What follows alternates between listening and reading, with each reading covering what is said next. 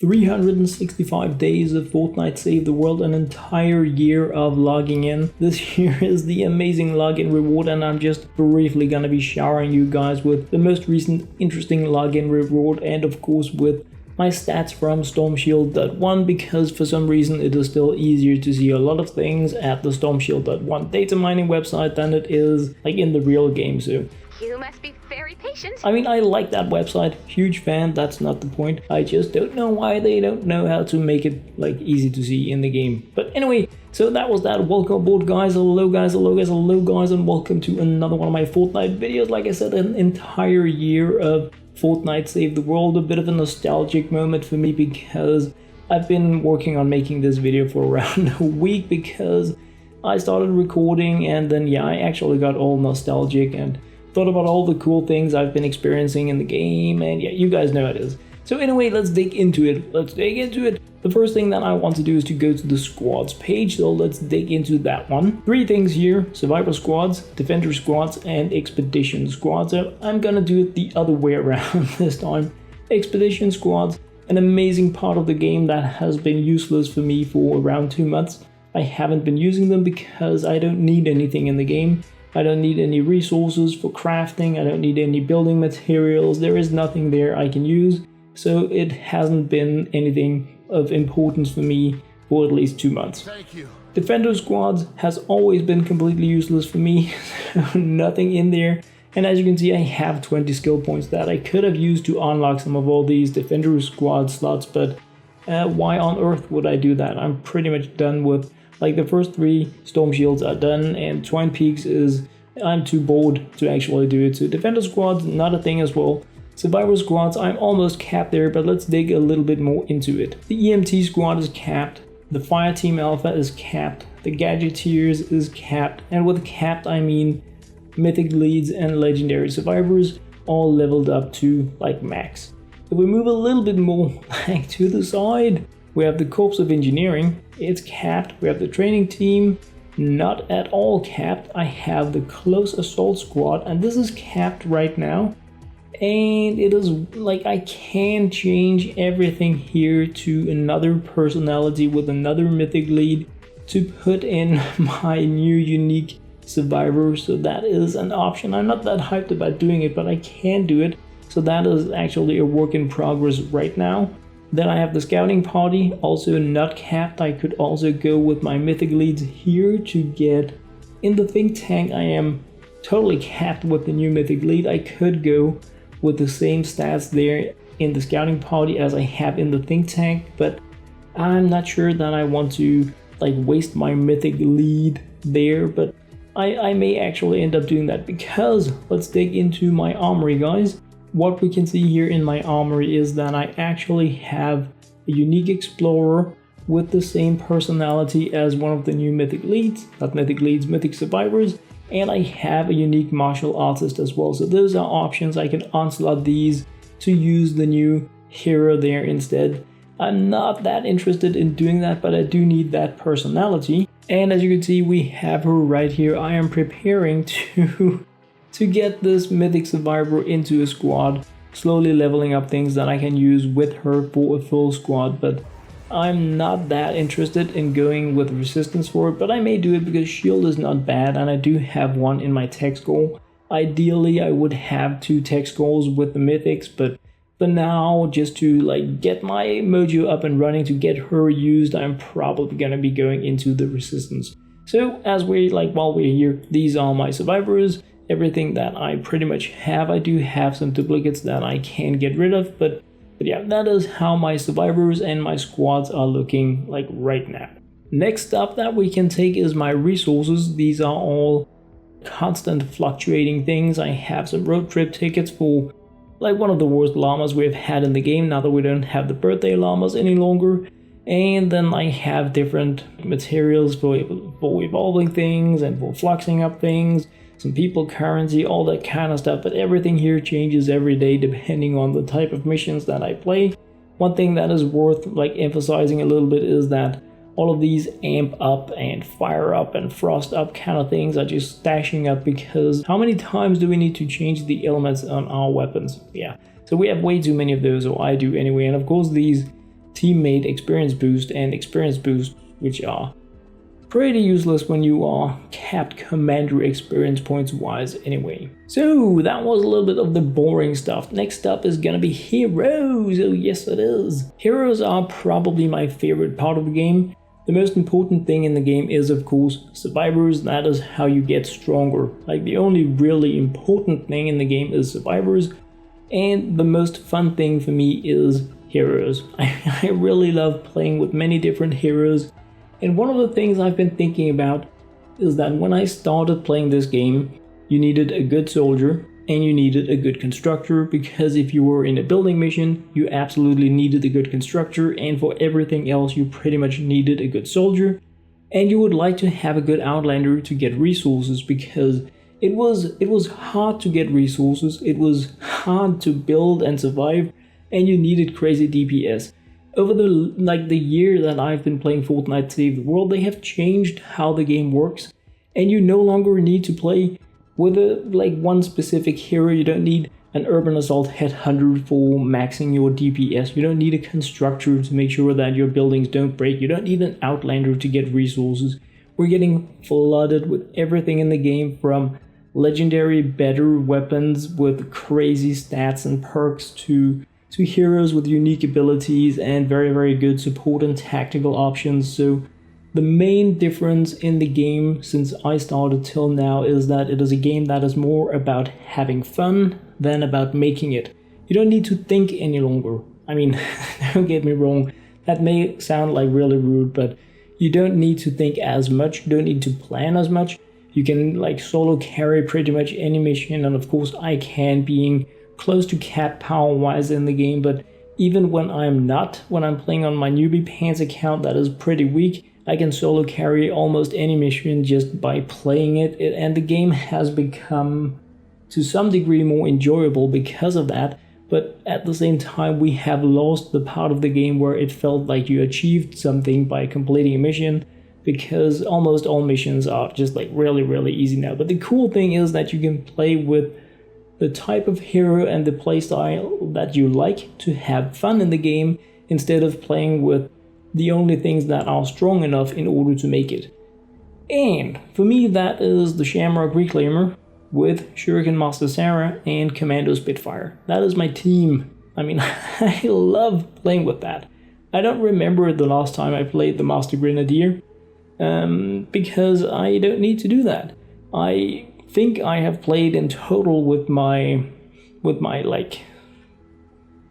Headhunter and Rescue Trooper and heroes like that only when I'm testing weapons and making weapon reviews, because I want to test them with the proper heroes. So those are out of the playbook for me completely. It is about playing with the things that are funny, which means my Shamrock Reclaimer, which means my Harvester Sarah, which means Demolitionist Penny, and it probably also means Steelwood Sid and perhaps even Ragnarok, because I can now just play to have fun.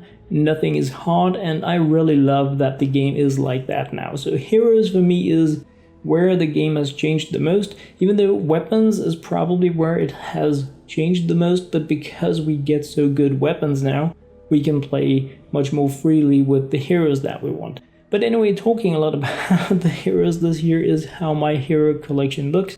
I have a decent selection of heroes. Most of them are not upgraded because, as you guys know, we have subclasses. So if you have one Pathfinder like Archaeologist, the others like Bloodfinder AC work exactly the same, and that goes for all heroes. If you have one hero, every subclass, I mean, here we have it, this is an Outlander, Pathfinder, so every Outlander, Pathfinder works in the same way. They just have different skins, which also means there is little reason to level up a lot of them. I do it sometimes for video reviews like Bulletstorm Jonesy and Chromium Ramirez, and we also have the Jonesy somewhere, I think.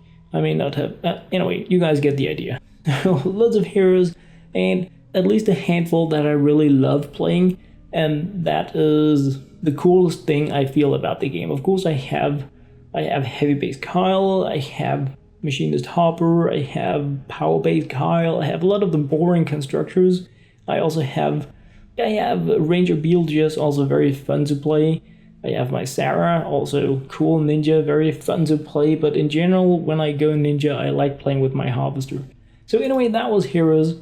Yeah, I know I talk like crazy, but like so many things, yeah, you guys get the idea. Schematics, let's dig into it. My new favorite weapon, the Bobcat. Video coming right around the corner about that. My new favorite weapon, like completely. It is, I love it. So that is a thing. Really happy about that. Kind of misjudged it when I made my first review about it, and now it is my main weapon. Noble Launcher, my favorite rocket launcher, and of course Snowball Launcher, my probably second favorite rocket launcher, but in many cases the most efficient because it fires very, very fast. I have some fun weapons that I reviewed on my Silly Gaming channel. Gravedigger, almost never use it anymore. Heartbreaker, almost never use it anymore. My Hydra, haven't been using it that much actually lately. Jack-o'-lantern, only really use it in events. Neon Scythe, very, very often. I'm very happy. I'm very happy about my Neon Scythe, both this one and the 106 one that I have down here, both like fully legendary, perked up, amazing. I love them. So my favorite weapons right now, definitely the Bobcat, the Noble Launcher, Snowball Launcher, and my Neon Scythe. Wow, those are the shit, and I'm not gonna say the rest of the word. So anyway, Nocturno, another one of my used to be a favorite kind of weapon, and the Bobcat just like ate that position. Never used the Obliterator, so I'm pretty sad that I spent all of the crazy perks getting that one up, but I'm gonna be looking deeper into it again because it is a pretty crazy weapon. But whether or not it's gonna be something I continue to use, I'm thinking not really, because snipers are not that needed in the end game. Spyglass, fun. Again, it's a sniper, don't use it that much. Tiger, still pretty happy about that. My other accounts have them with other elements, and I really like the sniper. Not the sniper, I really like the Tiger. Typewriter, pretty interesting weapon that I wanted to look more into. But when I try to go in here and upgrade this, oh, it works now. I got an error the other times. So it's gonna be, that's gonna be interesting now that I can upgrade my perks. I was getting an error all the time, so that really blew. Vacuum tube rifle, still pretty hyped about that one. A lot of the stuff that is going on, like down here, as you may imagine, is stuff that I don't really use that often, or I want to re-perk, test around, play a little bit more around with. I have way too many schematics, just as I have way too many heroes, and it comes down to me using like 5 at max that I swap between, and sometimes I discover something or try out something fun and then things change around, but like for the most part these are just things I'm keeping so that I have a weapon with each element that I can fool around with perk-wise and just have fun when time allows, and I get the evolution materials and schematic experience points that I need for it. So, whoa, that was survivors, heroes, schematics. No reason to talk about defenders, resources. Been there as well. Collection book, made a video about that right like just a week ago or something like that. So next step is the storage, and I have no idea what I have in here. I never go in here any longer. So yeah, as you can see, I have loads of all sorts of random stuff. Loads of obsidian, shadow shard, and bright core, and I have almost a stack of sunbeam. But when I make a weapon, and in general I make a sunbeam weapon, it's going to last like between 5 and 10 missions. So if I just get like 1 sunbeam every mission, I keep myself with the weapons that I need to. Never really need anything, and I have some bacon and some random stuff in here. I have loads of sleek and efficient mechanical parts, and I still don't know why we have room for less in our storage than in our backpack, but for some reason that makes sense for Epic Games, so that is why we have it that way. Yeah, that is that is what I have there. So are there other things that I should go buy? Well, I mean, I have all the skills, I have all the research. The only things I don't have are the ones related to defenders. I haven't been playing as much Challenge the Horde as I wanted to, because I think the mode died for me on like day 2, where I was behind a lot of the others that were like the same power level as I, and they just trailblazed past me, and I kind of missed the window to keep up with the hype. And when I go into play now, it's just like there is a power level 30 or something in my end game mission, and I want to do, I don't know, challenge 50 or 25 or something, and I need to solo carry everything, and it gets pretty boring when you need to do everything all the time. So sometimes I go in there and I solo things. As you can see, these are my access points. So I have, like, I got everything in here, and as you can see, tier 3 is probably what I've played the most because it was an easy way for me to farm the epic perk up resource that I have been like needing the most in the game. And so yeah, well, let's check out the quests. What do we have here? Piece of cake. I don't know why they haven't removed it yet with the birthday event, but they haven't. Side quests, I have my Twine Peak Storm Shield Defense 7, and I was making a video about how easy it is to complete it, but the truth is I think it is so boring. It takes forever, and it's just about slapping up traps that kill things, and you just need to look at them, and it feels like work, and I want to play to have fun. So at some point, if I feel it makes, like, it's gonna be fun to do it, I'm gonna go in there and do it. But as long as I almost get bored just by thinking about doing it, so like I almost want to just stop, and we're just gonna move on because it's like, I think it's super boring. So daily quests, I have one here for placards. And do I have anything else I can add? Don't have that many V-Bucks. I burned most of what I had during the birthday event because I wanted to get as many cool duplicates as possible. I mean, I did get additional Hydras, so I have 3 now, I think it is. Yes, 3 Hydras, so that's cool. I wanted to have 4, but I never got another, so I mean, I have other accounts. I have Hydras there as well, but on like this account, I would have liked to have 4. So I'm thinking the last thing that I want to dig into is the map. Bum bum, what do we have? Just to show you guys how it is looking.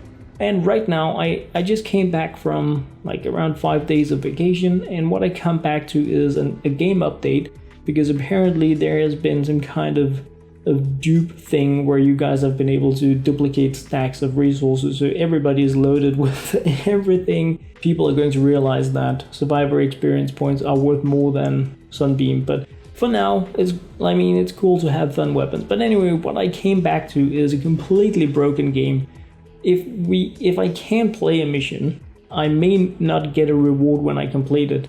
I'm definitely going to have spent my resources, and I mean, the survivors sometimes have these crazy boxes, the kicks have boxes, and sometimes the tin cans have boxes instead of like their normal skins, and it is so laggy, so buggy, and the loading screen takes forever. So I haven't really been playing as much now that I came back from vacation, because it's just silly. I was trying to get some survivor experience points, doing some evac missions, and like the waves never ended, and the next mission I soloed it and completed it, and then I got no rewards. Then I soloed one and failed, and I also got no rewards, and yeah. So it has been, I don't know, I hope they're gonna fix it soon. But this here is how the map is looking, and if these are the potential rewards we could be getting if things were working. So I wanted to include them for reference, because at some point I may be looking back at my 365-day video and be like, how was the game back then? Oh, we only got 10 Eye of the Storm, now we're getting 1,000. You know, that's the way the game is going. So just including a little bit of this so that there is something for me to look back at in the future. And for those out there wondering, like perhaps you are new to the game and you are curious about what the rewards are looking like in Twine Peaks, then this here is how it is. So anyway guys, that was what I had to share in this video. Let's just for reference go into, I have unopened llamas, great, a few mini llamas, and yeah, I mean, as always, I get way too much of this gold, so I bought everything in the event, and I think I have most over here as well. I still need to buy this stuff here, but I haven't really decided what to do yet, if I'm just gonna buy everything or I want to go for the epic schematics for just, you know, easy experience points. So anyway guys, that was what I had to share in this video. I hope you enjoyed. As always, thank you very much for watching. Adios.